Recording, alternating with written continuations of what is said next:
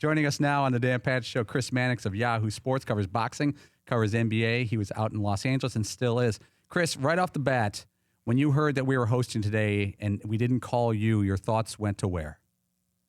Well, I mean, my immediate reaction was, well, I am in L.A., so that would have been challenging. However, I'm not that far from the DirecTV studio here, so I probably could have done it like remotely if they could have set that up in some way from like Rich Eisen's chair. But let me ask you guys this: like over under until NBCSN cuts to like speedboat racing reruns. You know, you guys that's a great call. They may Mannix. already have. Did you check? I don't know where we are. There's some like well, no, and also like I mean, you could also do a second over under before audience starts showing, you know, NYPD Blue reruns. Like, I mean, what do you think? Like before the end of this hour? I see the tease on NBCSN, Dubai Equestrian Championships coming up next. I didn't see that. I think audience has Mr. Mercedes reruns right now. I don't think go on anywhere. All right, Mannix, you were out in L.A. You were at the press conference for the L.A. Lakers. Is that one of the bigger scenes that you've been part of in NBA history? I mean, look, it had a kind of a deep in the playoffs feel to it in terms of number of media members. Everybody nationally was represented. You know, the local papers are all kind of doubling up on their Laker coverage this year. What I thought was kind of goofy was the fact that the Clippers held their media day on the exact same day. I mean, if you're the Clippers and you want to have any hope of getting covered, why not do it like the day before, the day after? I mean, I don't even know who was at the Clippers media day, but it was a big contingent. I mean, for obvious reasons. I mean, what was interesting was, you know, LeBron spoke at noon Eastern and or noon Pacific. When LeBron got up, everybody kind of just followed him around as he went from station to station, doing all the requisite duties he had to do as a player. When Luke Walton sat down next, there was like 7 people there, you know, waiting to question him because everybody was following LeBron. So it just it sort of exemplified what this year is going to be like with people following every step LeBron takes. Chris, yesterday on the show, we talked about some of LeBron's comments that he doesn't necessarily need to win a championship this year. That's not how he's going to define success. What's the reaction in L.A. to how LeBron sort of entered that situation? I mean, look, I think people that know basketball are realists.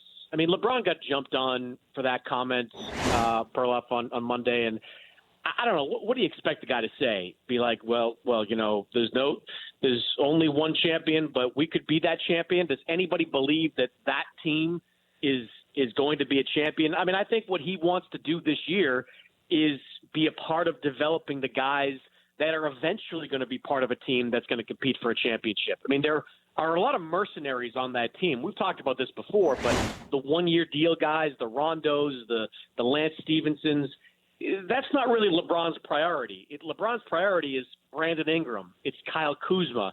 It's the guys that he needs to win championships down the line. If he can help them take the next step, I think he'll consider that a successful season, and that's a realistic outcome for the year. So, Chris, then how much do we read into Luke Walton starting Rondo this season over Lonzo Ball and his development? I mean, it's interesting. You know, the fact is that, you know, Lonzo hasn't played basketball all summer because he's been getting off that knee injury. I mean, the fact is that Lonzo still is only participating in half the training camp stuff. He didn't participate yesterday in the afternoon session. He participated in the evening session, but that was all non-contact stuff. So Lonzo's got a long way to go. He may not even be ready to go at full strength at the start of the season. What's going to be interesting, you know, for multiple reasons, is what happens when Lonzo's all the way back in, you know, November or early December. I mean, Rondo, I asked him this at the end of the media day on Monday, but when he gets that starting job, he's not going to give it up. I mean, people are kind of painting Rondo as his mentor or big brother. Rondo's 32 years old on a one-year deal. He's coming off a brilliant postseason performance with the Pelicans last year. He's not there to be a backup and be, you know, just like this guide for Lonzo Ball. He's there to play. He's there to win, and he's there to get that next contract. So, you know, when I used the word combustible with you guys early in the offseason, this was kind of what I was talking about, the point guard position, because when you throw LeVar Ball into the mix, and LeVar hasn't really been around or spoken much in the last couple of months, it has the potential to be really, really wild in that spot. Chris Mannix of Yahoo Sports joining us now in the Dan Patrick Show. Which do you find more fascinating, how Boogie Cousins is going to fit in on the court with Golden State, or how Carmelo Anthony is going to fit in on the court with Houston? I think Carmelo, because I don't know when Cousins is coming back. I mean, Cousins, it'll probably be January, early February, maybe the All-Star break when Cousins comes back. I mean, they're not going to rush him. He's not really doing much right now. He's trying to overcome an injury that nobody comes back well from in that first year, and some guys don't come back well from at all. Carmelo is just, that whole thing is just fascinating. I mean, Carmelo Anthony was the reason that Mike D'Antoni quit in New York. Not a reason, the reason that he quit in New York several years ago. Now they're together and singing Kumbaya. I mean, it's a forced marriage, I know, and I felt like it was a desperate move for the Rockets, who had lost Trevor Ariza, who had lost Luc Mbah a Moute. Defense was their identity last season. I mean, they had great offensive players, but they were a top 10 defensive team. That's not what Carmelo does. Is he willing to come off the bench? I mean, that from day one, I think that's going to be interesting. Whereas Cousins, he's just icing on the cake. I mean, they've won without Cousins. They can win with him. Carmelo, it could tip the scales one way or the other for the Rockets. Chris, we're kind of considering jumping on a bandwagon here at the DP show. There are all of a sudden a lot of green shirts, a lot of Boston Celtics fans in the Milford Man Cave. Are they the team to beat in the East? And if not them, who? I mean, yeah. Toronto is a threat, and Kawhi Leonard talking about being healthy and looking in good shape at the press conferences and early in training camp. That certainly is a good sign for the Raptors. But I think the Celtics are going to come out fast. I think they're going to win 65 games. I think they're going to be the class of the Eastern Conference all season long. I mean, they're a hockey team, guys. I mean, they can throw two lines out there at you of playoff quality talents. I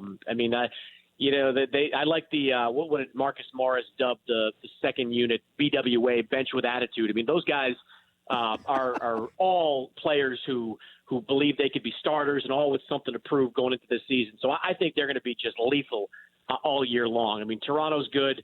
Philadelphia's okay. Milwaukee's okay. But I think Boston is going to be the class of the conference. Chris, since I'm known for my left turns and just destroying the show and taking it in an opposite direction, do we really care about another? Nice preamble. Do we really care about another Pacquiao-Mayweather fight? How do you sell the world on that? That's not just a big scam. I don't. I mean, I don't even know what to compare that to. Look, put it this way: I didn't go to Mayweather-McGregor because I knew the outcome and I didn't care. I will not go to Pacquiao-Mayweather because I know the outcome and I don't care.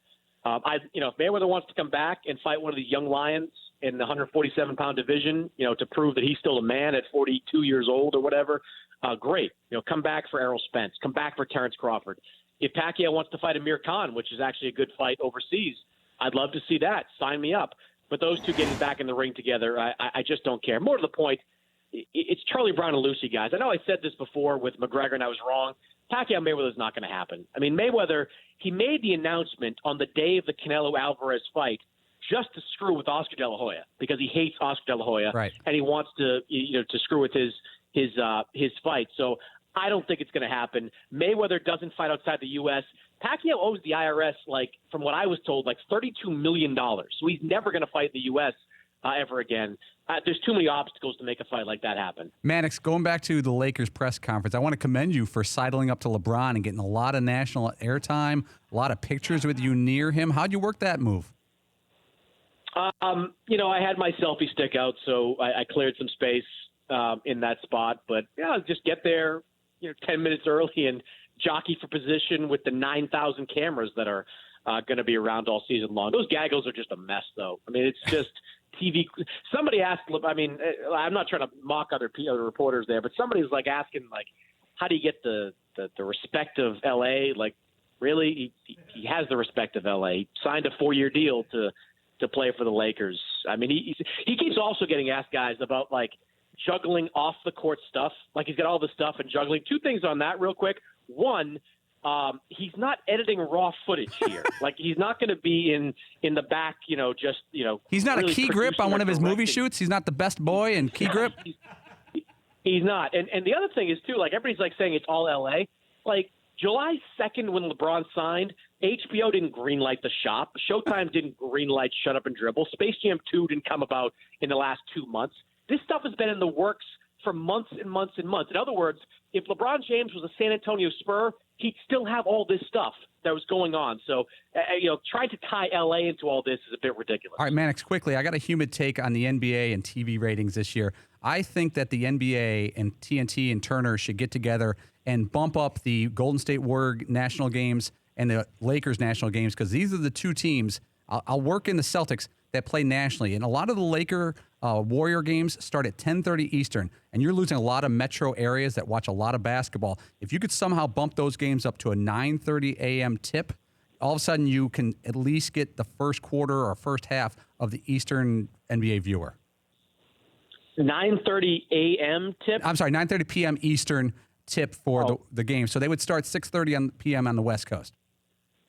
Yeah, they do that in the finals a lot. That's actually, I thought you were going to say something completely absurd, but that's not totally absurd. The finals games all start at 9-ish, so West Coast, they're starting at 6. It's something I think is worth exploring because of all the number of games that are going to take place. You're right about the games that matter. I mean, if you talk to some web editors and web writers, there are like 3 teams that are going to really resonate this year and click in terms of web traffic. It's the Warriors, it's the Lakers, it's the Celtics. Those are the 3 most interesting storylines all year, and the 3 teams that are going to be on national TV the most. So yeah, move it all up. Take advantage of that East Coast audience by playing at 9:30. All right, Chris, our old friend Lee Jenkins is now with the Clippers, Sports Illustrated writer. If you got a call from, let's say, the Denver Nuggets, we want you in the scouting department, would you take such an offer?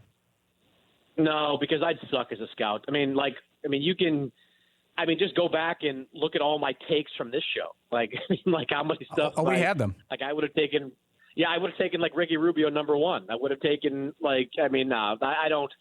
That's a grind, man. I respect Lee for doing it, and I understand why he's doing it because Lee can always turn around 3 years from now and go back to the same job and be the exact same guy. But I don't have any appetite for that. I'd like to be like a consultant on that, where somebody just calls me and was like, what do you think of this guy? But don't put that kind of pressure on my shoulders to be the day-to-day, operations guy. Yeah, so it's actually possible your commentary on this show has cost you those opportunities. Wow. Like your name would come up and be like, hey, how about that Mannix guy? I'd be like, no, let's pass. Scalding. It's like he'd be all over the Spanish players, like he's all over Rubio. I actually agree with that. Like people might have thought like, well, Mannix is he's a pretty smart guy, writes some decent columns. But wait a minute, he's guessing that like Rafael Araujo is going to be Rookie of the Year, and it's your Dante Exum manifesto sure cost you a few gigs. Look, my team would be like I would be great in San Antonio because the international flavor of my teams will always be. It'll always be well represented. Mannix, thanks a lot for joining the show. Go back to sleep. Hope the hair's working out for you. Hey, thanks to the NBCSN audience for watching a rerun of NASCAR America during this time. Be careful. Don't go there. That was Chris Mannix of Yahoo Sports, covers the NBA. For more Dan Patrick Show, tune to Audience Channel 239 on DirecTV or download the Dan Patrick Show app.